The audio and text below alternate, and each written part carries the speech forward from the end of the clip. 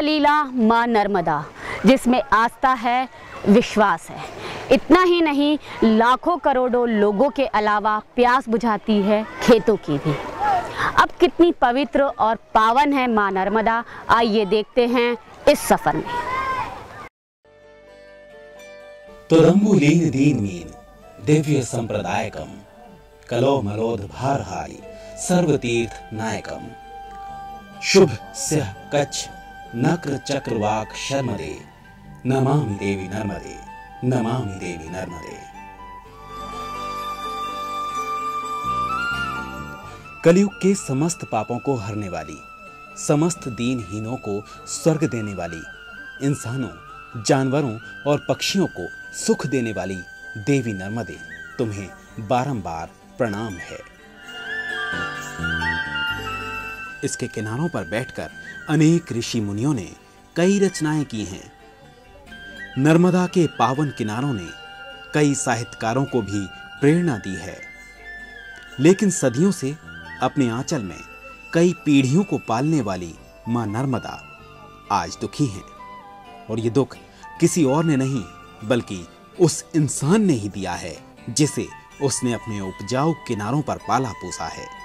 आखिर क्या है मां नर्मदा का दुख, आज हम बताएंगे आपको।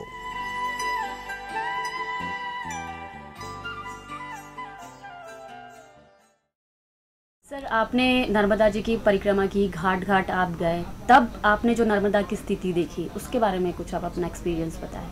चाहे हम पर्यावरण मंत्रालय की रिपोर्ट देखें या हमारी नंगी आंखें देखें, वो ऐसा लगता है कि जैसे हमने सब कुछ खो दिया। क्योंकि पूरी नर्मदा में हम ये मानते थे कि भड़ोच के पास सबसे गंदी है, क्योंकि वहाँ पर फैक्ट्रियों का और गटर का पानी मिला हुआ है। लेकिन आज की तारीख में नर्मदा कुंड के 50 गज बाद जितनी गंदगी है वो भड़ोच से भी ज़्यादा है। ये इसका मतलब है कि हम पूरी तरह से गफलत और लापरवाही में। तो इस तरीके से मतलब लग रहा है कि नर्मदा प्रदूषित होती ही जा रही है अन्य नदियों की तरह। दो बातें देखनी चाहिए कि आप 200 से ज़्यादा नगर, उपनगर, महानगर को नर्मदा से पीने का पानी देना चाहते हैं और कम से कम 100 से ज़्यादा कस्बे, नगरों के मलमूत्र को उसमें डाल रहे हैं। वर्षा का औसत कम हो रहा है, बंधारण प्रणाली से होने वाले रिसाव कम हो रहे हैं। तो मुझे लगता है कि इसके परिणाम तो खराब आने ही हैं, ये तय है। आज भी देश में सबसे ज़्यादा शुद्ध नदी है पर्यावरण की दृष्टि से तो वो नर्मदा है। लेकिन अगर हम उसको ही नहीं बचा पा रहे हैं तो मुझे लगता है कि सिर्फ मध्य प्रदेश भर का सवाल नहीं है, पूरे देश के सामने जल का संकट होगा। मेरी भाषा में मैं ये मानता हूँ कि ये जल राशि का पैमाना अगर कोई है धरती के ऊपर, देश की बात नहीं कर रहा हूँ, धरती के ऊपर, तो नर्मदा है। जी हाँ, अमरकंटक से लेकर गुजरात तक नर्मदा को गंदा करने का काम किया जा रहा है। नर्मदा के उद्गम स्थल अमरकंटक में कई चमड़ा उद्योग इस नदी को प्रदूषित करने का काम कर रहे हैं। जैसे जैसे ये नदी अपने रास्ते पर आगे बढ़ती है, इसमें प्रदूषण की मात्रा बढ़ती जाती है।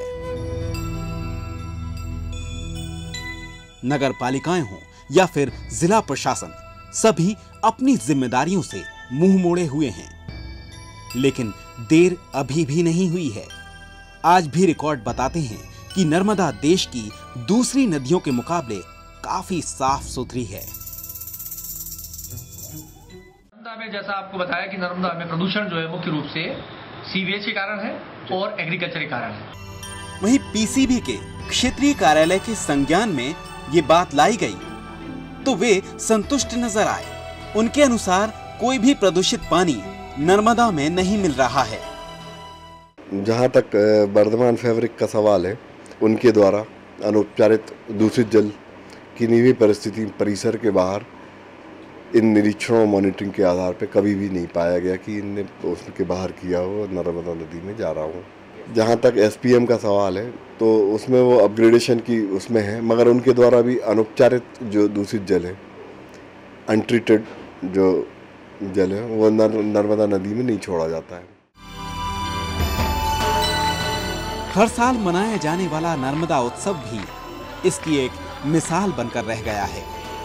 इस उत्सव में भले ही नर्मदा को पवित्र बनाए रखने की बात जोर शोर से की जाती हो, लेकिन ये भी हकीकत है कि इस उत्सव के बाद ही नर्मदा सबसे गंदी नजर आती है।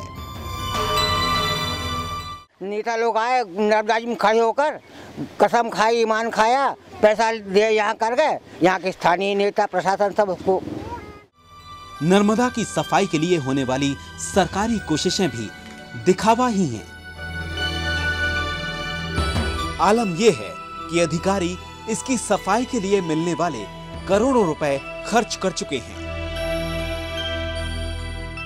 केंद्र से भी, राज्य सरकार से, बाकी वो सब की सब राशि कहाँ चली जाती है आज तक पता नहीं लगा, क्योंकि यहाँ कोई साफ सफाई हो नहीं रही। पैसा यहाँ आया है, कहाँ गया जनता को नहीं मालूम। नर्मदा घाट में जो सेठानी घाट है वहाँ नियमित रूप से सफाई व्यवस्था होती है, लाइट व्यवस्था जो है पर्याप्त वहाँ पे व्यवस्था कराई गई है, सभी घाटों पे कराई गई है। और जो मूलभूत सुविधाएं जितनी उपलब्ध कराई जा सकती हैं वो घाटों के किनारे हम लोगों ने उपलब्ध कराई है। कुल मिलाकर कहा जा सकता है कि नर्मदा पर आज प्रदूषण का भारी खतरा मंडरा रहा है और यदि जल्द ही इस बारे में कुछ नहीं किया गया तो ये महान नदी सिर्फ पुराणों में ही पवित्र रह जाएगी। केंद्र सरकार और राज्य सरकार कितने ही करोड़ों रुपए मां नर्मदा को प्रदूषण रहित करने के लिए खर्च करती है, लेकिन यहाँ के हालात देखकर तो लगता है कि इन पैसों का कोई उपयोग नहीं हो पा रहा है और मां नर्मदा अब भी अपने अस्तित्व को बचाने की बाट जोह रही है। शायद हमारी इस रिपोर्ट को देखने के बाद प्रशासन मां नर्मदा को बचाने के लिए, प्रदूषण रहित करने के लिए कोई न कोई पहल करे। आज के हमारे सफ़र में बस इतना ही। अब मुझे दीजिए इजाज़त।